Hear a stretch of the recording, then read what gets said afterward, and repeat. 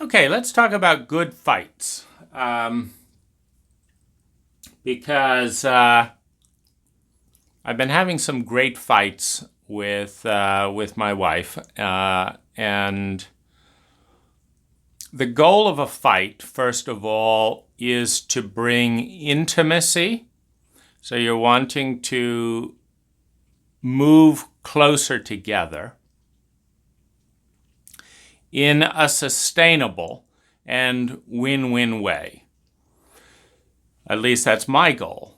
If I'm having a fight, it's because I'm sensing that things are getting out of balance, that my wife is becoming invisible or I'm becoming invisible, or things that are visible are not being respected, meaning responded to as if they matter, and that as a result the marriage is weakening. And the marriage is ultimately a third energy. It's a synergy. It's the probability field that being together releases. So if I'm alone and my wife is alone, there are two separate probability fields. Her probability field, my probability field. This probability field exists on multiple dimensions: financial, emotional, mental, spiritual, logistical, and physical body. So if I am single, my physical body is in a different state. My finances are in a different state. My emotions are in a different state, both, of course, positively and negatively. And one of the better bases for a marriage is the fact that the synergy of two being combined as greater than one is that the synergy, the whole is greater than the sum of the part, releases a bigger probability field than either alone. And this is generally true. This is generally true because you've got more variables, you've got more resources. So that's the goal of a fight. You want to fight when flow is getting smaller in a marriage and not being dealt with. You want to fight when one partner is becoming invisible or both partners are becoming invisible to the other. You want to fight, and that means things not being talked about, because talking about things is how they become visible.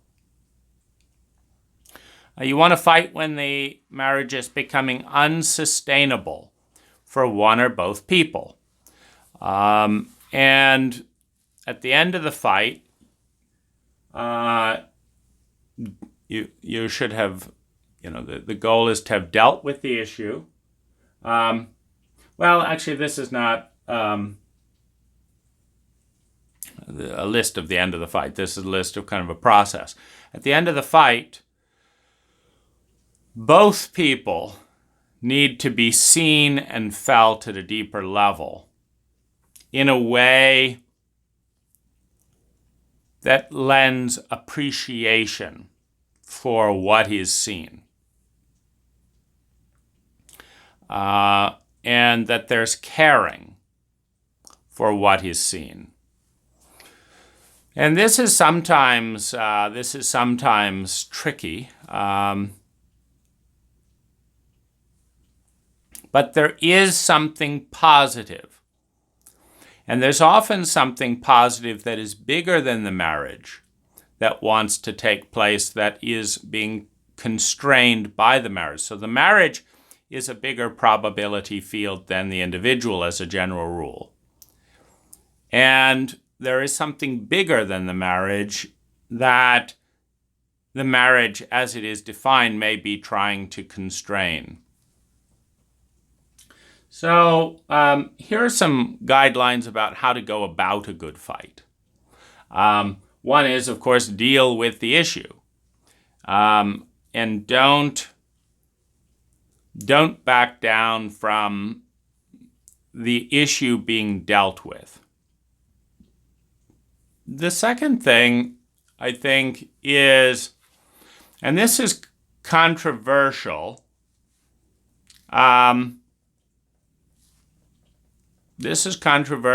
but it's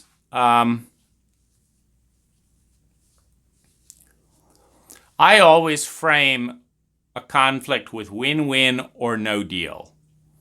And no deal in a marriage means a divorce or a separation or a renegotiation of responsibilities and obligations.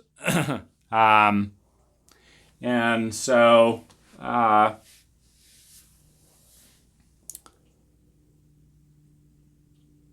as an example, if my wife's attention and span is going down as a general trend, and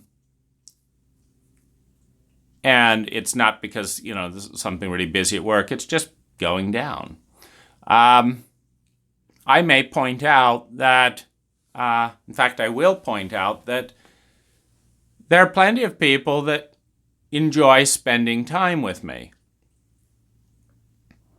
And I'd like to spend time with people who enjoy spending time with me, who are excited to see me, who want to engage and talk. So it's fine if that's disappearing for you. But you're a jealous woman. And so your disinterest is depriving me of a rich conversation. So it's going to be one or the other. Either I'm going to create relationships with other people that are excited to talk and connect, or you will talk and connect in a way that leaves me feeling like it's appropriate for this to be essentially a monogamous relationship, meaning we spend the most amount of time together. And so, there's a win-win or no deal. And that's, I think, it's one of the problems with the paradigm that a marriage is automatically going to last forever. Because a healthy marriage will and should last as long as both people are growing, learning, loving, and into each other more than they would be on their own, etc., etc. So deal with the issue. The second recipe is take time. If a fight takes an hour, take an hour. Take time. Now, there is something positive beneath every conflict. There is something positive beneath every conflict. It may take some twists and turns. For example, if someone wants to watch video games and the other person wants to have a conversation. There is something beneath the video games that is positive. You can tell I have some skepticism about which side to take when one person wants to watch video games and the other person wants to be close and connect. But there is something beneath the video games around maybe that partner needs to feel important and powerful. And they're getting that 5 times more out of the video game than they're getting it out of a marriage. Because they don't have skills, one, and their partner doesn't know how to make them feel important and powerful. And so the video game is a more direct, if somewhat addictive, because it's not changing the underlying reality that much. So then here we have a terrain.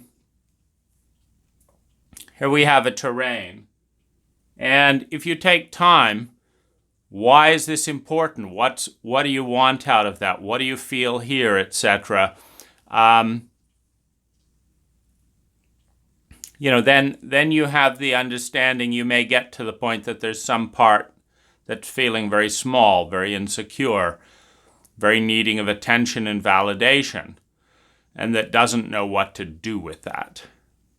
Well, that's perfect opportunity for a marriage to work with healing that dynamic, with saying, well, let's see if we can create that in the marriage more. Maybe we'll play video games together. Maybe you can explain to me in each moment what you're feeling, what's beneath those feelings. Like, why do you like kicking those people so much? Who in your life are you imagining kicking? And try and bridge the connection between the past, the present, the future, the beliefs, the different dynamic, and make it real. Take the time to do that. If you're not willing and able to take the time to do that, you're probably not ready to be married, is to yourself or anyone else. So you'll just be unconscious going through any relationship unconscious, including your own. And that's not really a marriage. It may or may not be a default something, but it's not really a marriage. So you need to take the time. Owning the inner dialogue is another, I think, important thing to be aware of. That if you're in a relationship, that the relationship in some way externalizes some part of ourselves, or there'd be no basis for either attraction or interest or understanding. So own the inner dialogue. One of the things that I've not been happy about in my marriage compared to a girlfriend is I'm living together with my wife rather than living separately with my girlfriend. And one of the consequences is that it's gone from polite guest mode to externalizing my inner dialogue. And so one of the things I've discovered is that I'm quite rude with myself. I have a lot of fear and anxiety about failing. And so I boss myself around to avoid failing. Come on, you got to get out of bed. Do it. Do it now. Go do that quickly before that goes wrong. Do this before you do this. Do this and this and this. Nope, you forgot that. Do it. I talk to myself like that when I'm scared of failing. And when I'm scared of failing, I'm abrupt and not terribly appreciative. I'm kind of anxiously bossy. So, and I've also, become more conscious of that anxiety, which is a childhood memory. So it's in my body. And it doesn't really matter how much outer success and stuff, is there. That's a childhood memory in my body. And so it's kind of an identity. And it's a habit. You could even say an addiction. So I've been fine with that for years because I was living alone. And I never talked to anyone else like that. I talked with them politely and courteously, even though I felt anxious. Now, it's impossible to treat someone else at a different standard to one treating oneself if one's living together 24/7. It doesn't make any sense, first of all.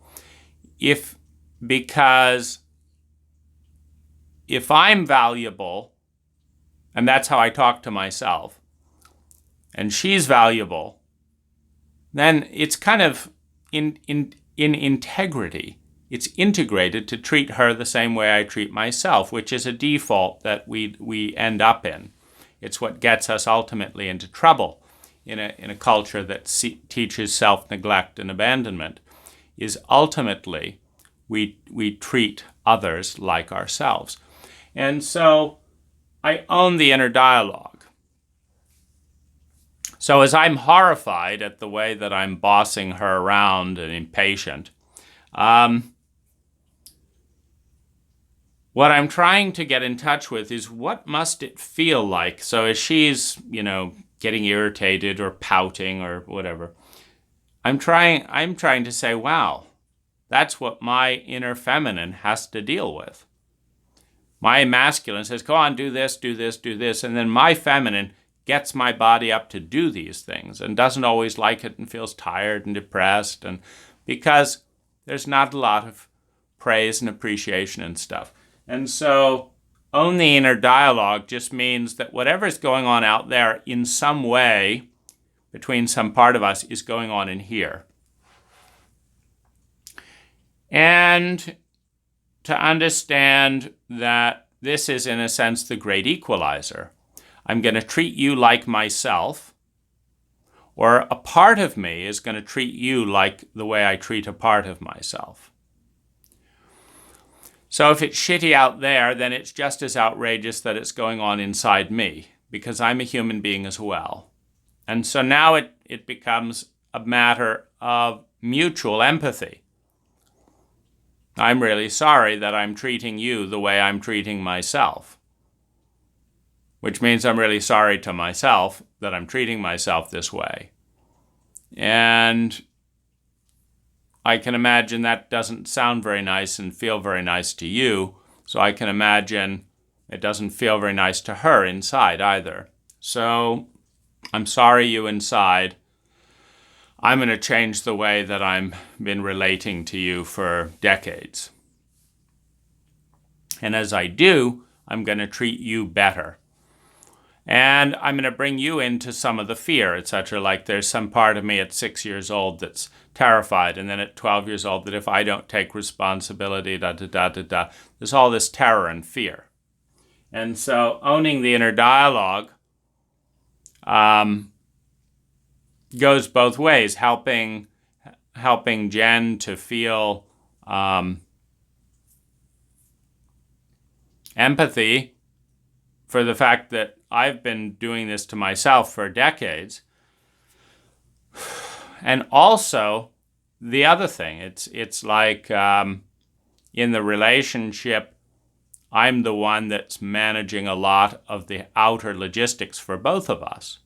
And so encouraging her to pick up the slack on her own and carry the weight of our relationship so I don't have to. And also understanding that I've carried a lot of that weight in much of my life, starting with my parents, and that the scared little boy that's saying, come on, we have to do this and this and this or we're going to die, is not a very polite boy.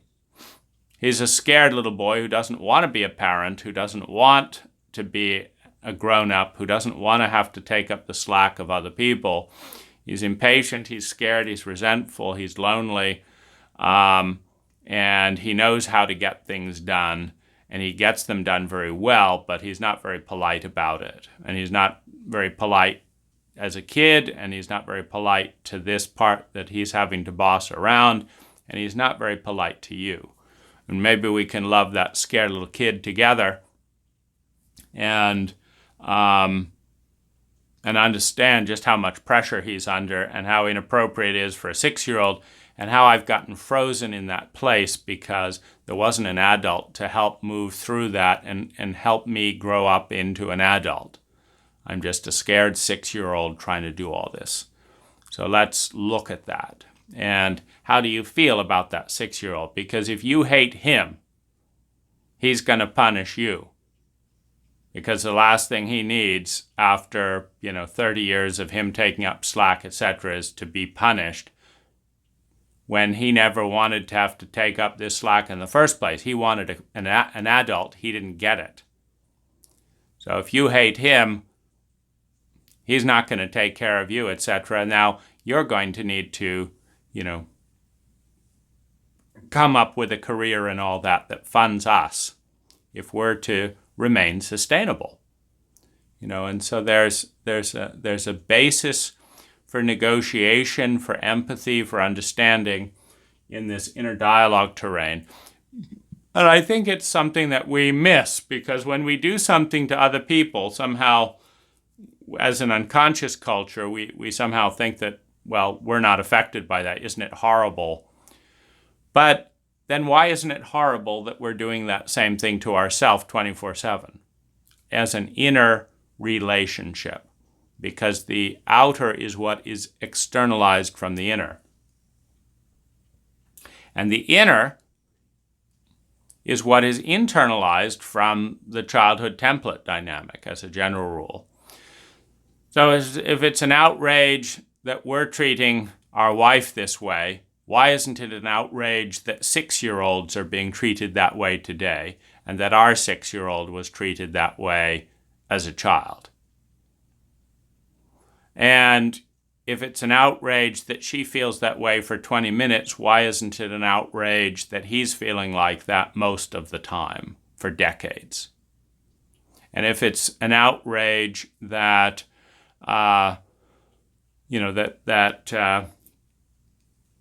she's feeling hurt and upset, why isn't it an outrage that they're feeling hurt for years about this? And why isn't it an outrage that the culture isn't dealing with it? So in this way, opening up the awareness that we are part of a circle, co-creating a sick virus that is just rippling through the culture, and that no one person is more valuable or less valuable than any other person. So this is, an important distinction. It's not okay for the inner dialogue to continue abusively, but to have a partition that says, no, I treat myself like shit, but I treat you, what? Differently. It's not good math. We should be treating others like we treat ourselves, and learning to treat ourselves well, because we are equal in our value as human beings. Next comes have room for both. Ideally, you do one at a time in sequence, like the other person understood.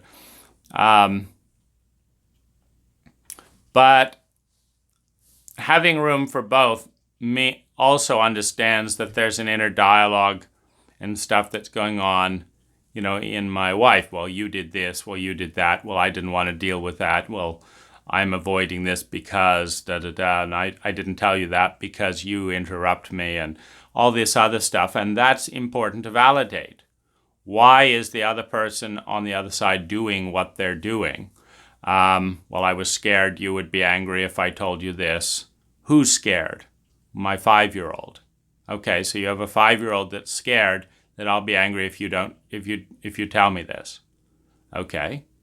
But I am angry that your adult withheld information that I need. So you've created the anger. Do you understand that, 5-year-old?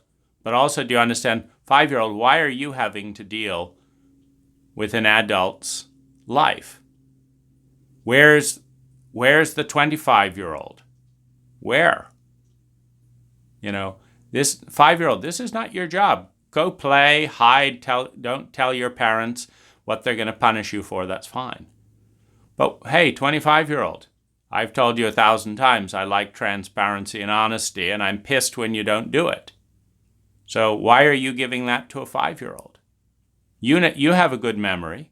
Tell your 5-year-old we're in a new reality now, where I actually get angry if you lie or don't tell me things.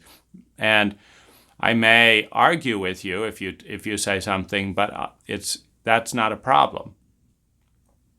So have room for both. And because you want to see both sides, because both people are pretty much usually in a conflict situation like this, living in some part of the past. 5-year-old doesn't want to be punished.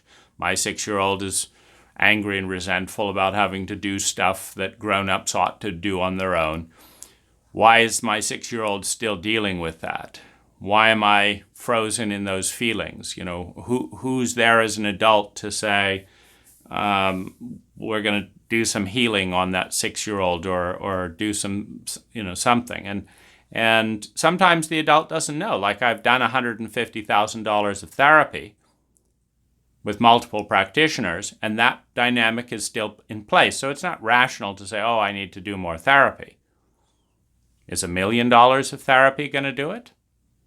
Well, if $150,000 of therapy hasn't done 15% of it, why would $1 million, do the rest?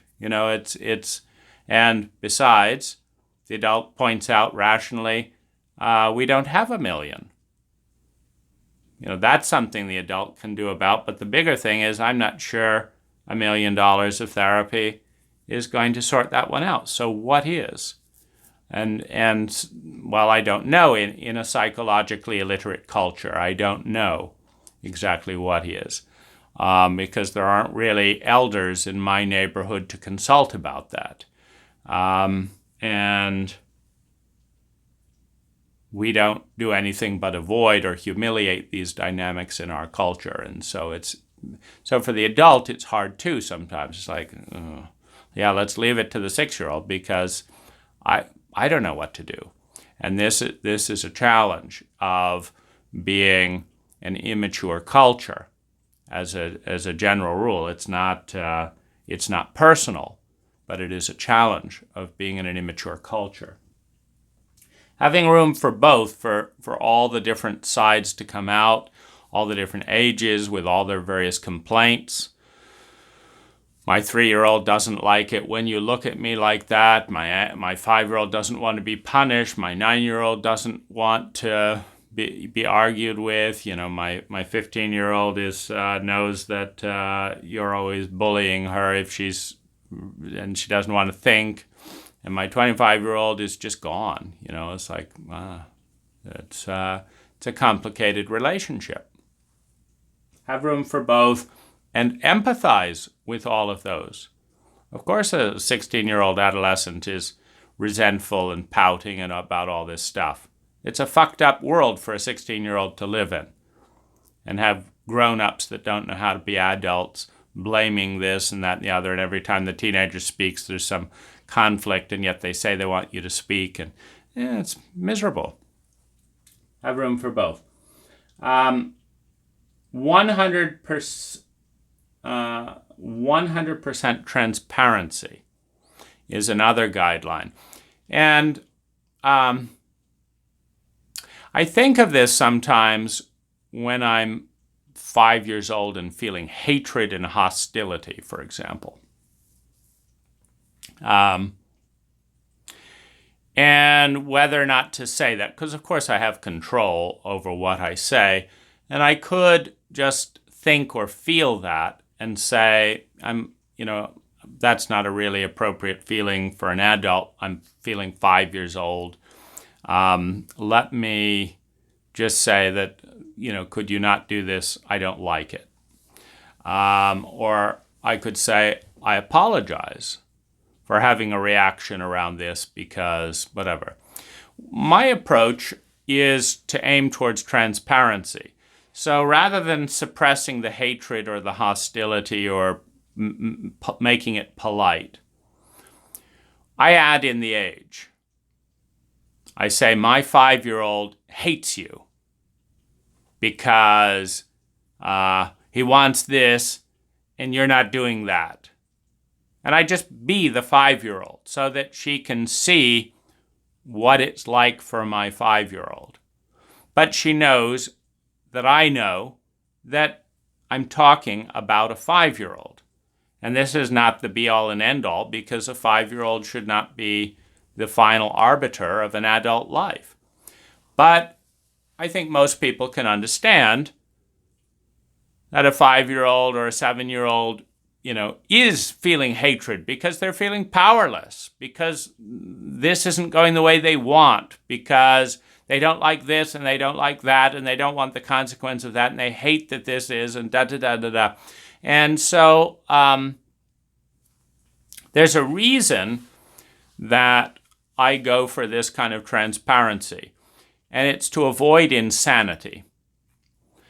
Because we are ultimately biological creatures. We read faces at least as much as and tone, faces, gesture, and behavior tell a much more compelling narrative over time, if you're living with someone, than words. And so if I act out anger, resentment, hatred, tantrums, if I act that out in one way or another, gazing tone, slamming the door, if I do that, but then say, I'm a little bit peeved or something like that, it just doesn't, I'm confusing the other person. Far better that they have a coherent map of reality. Far better that they say, I have a husband that feels 5 years old in this dynamic. Okay? As a 5-year-old, he hates me for this and this and this and this and this, and he wants to punish me, and he wants to do this and that. Okay, that makes sense. That seems to be what 5-year-olds do in those situations. So I have a husband who regresses to 5 years old in these types of situations. One. Two, his 5-year-old wants to punish me and blah, blah, blah, blah, blah, blah, blah. Three, we call a spade, and that's pouting and hatred and stuff. Four, we're on the same page, and we can sort out what's involved there.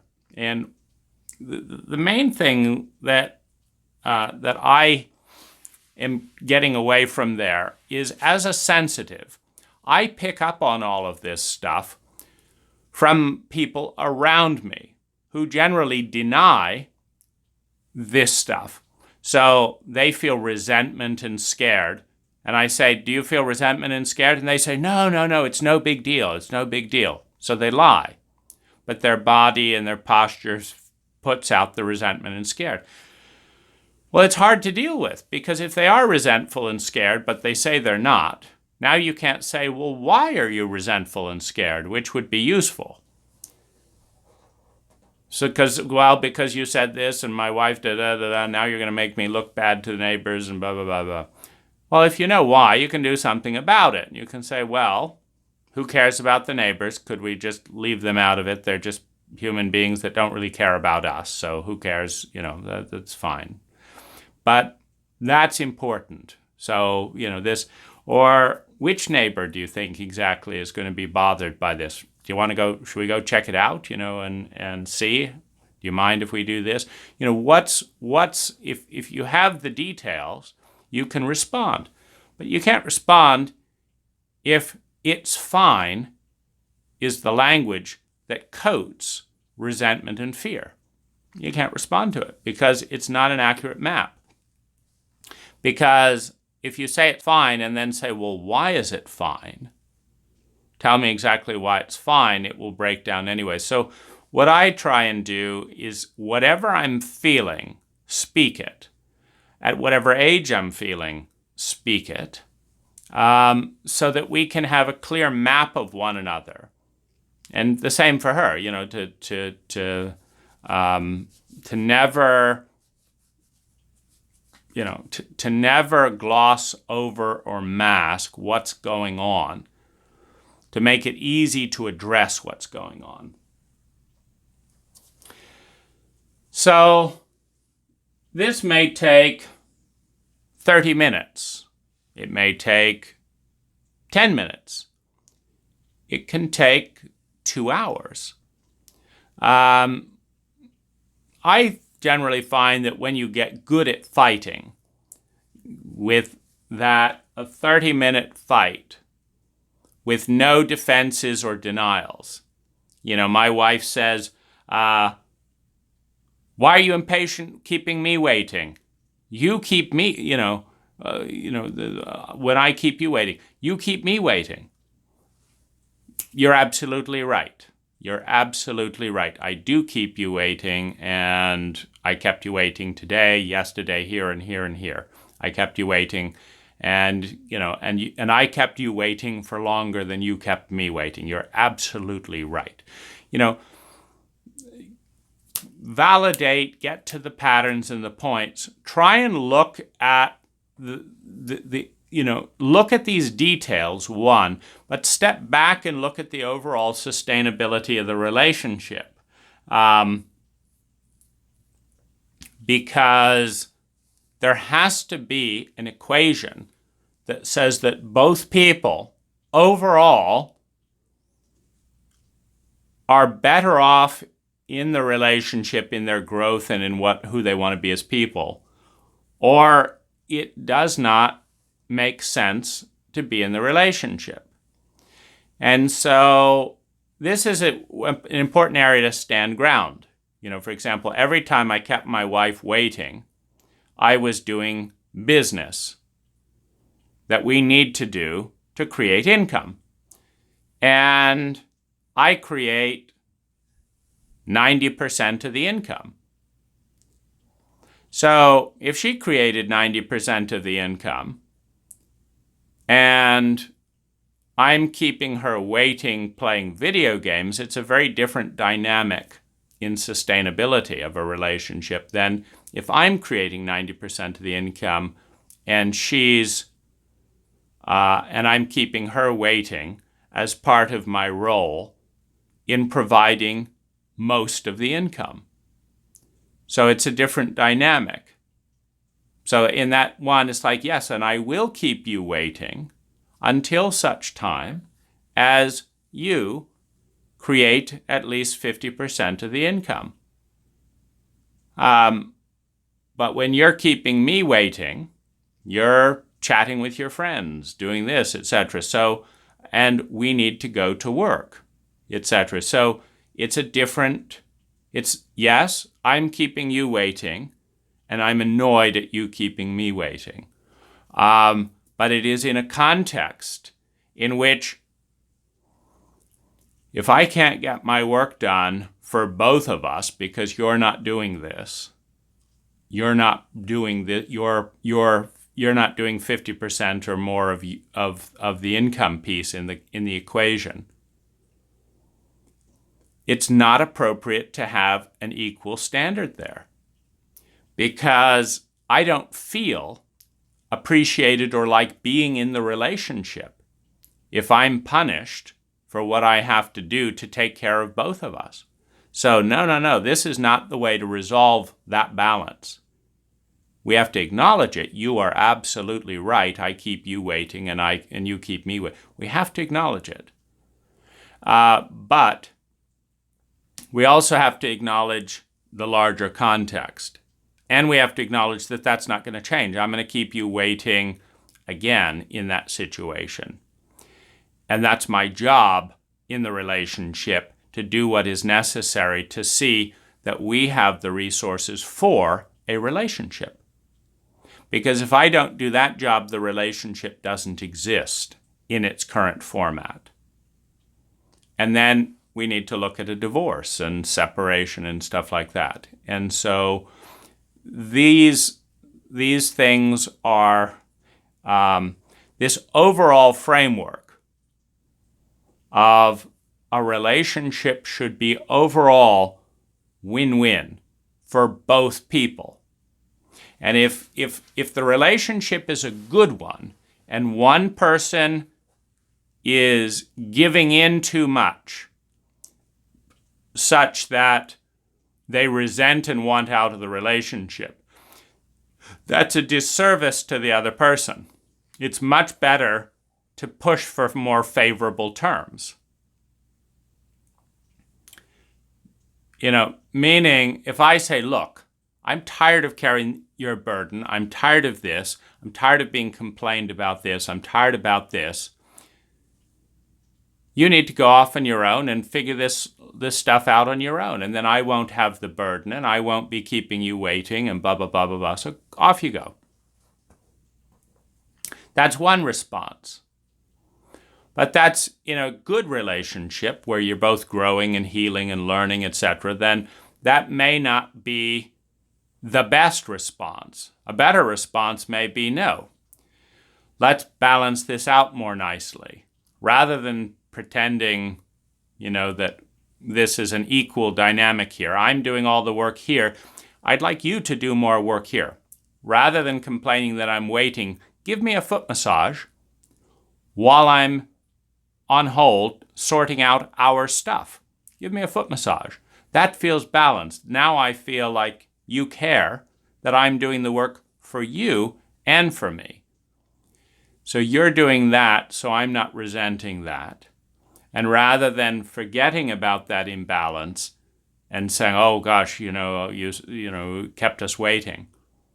This is not, we're looking at a lopsided relationship here, a lopsided relationship here. What we need to do is create some lopsidedness on the other side so that we can move towards nature.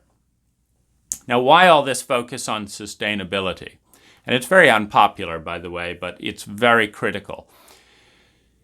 You just look at the basic contract with nature. There's no such thing as a free lunch. We breathe oxygen out, and the trees use that as breath, and then they give us, that we breathe CO2 out, and the trees give us oxygen. It's a sustainable relationship if we maintain the contract. A mango tree gives us a mango. We eat, we shit out food for the mango tree. It's a contract. If there's no shit, there's a depletion of the ecology. If there's no mango, there's no shit. If there's no shit, there's no mango. So there's a loop. And as much as possible, we want to move towards the grace, the symmetry of the universe that is about partnering, synergy, and reciprocity, a cycle of energy. And it is appropriate to examine the balance of that cycle because human beings have the chance to fuck that up. You can have a completely narcissistic, punishing human being who the more you give them, the more self-absorbed they are. That's not good for them, and it's not good for the person enabling them. Human beings can do that. Nature can't fuck that up because nature moves towards symmetry and balance automatically.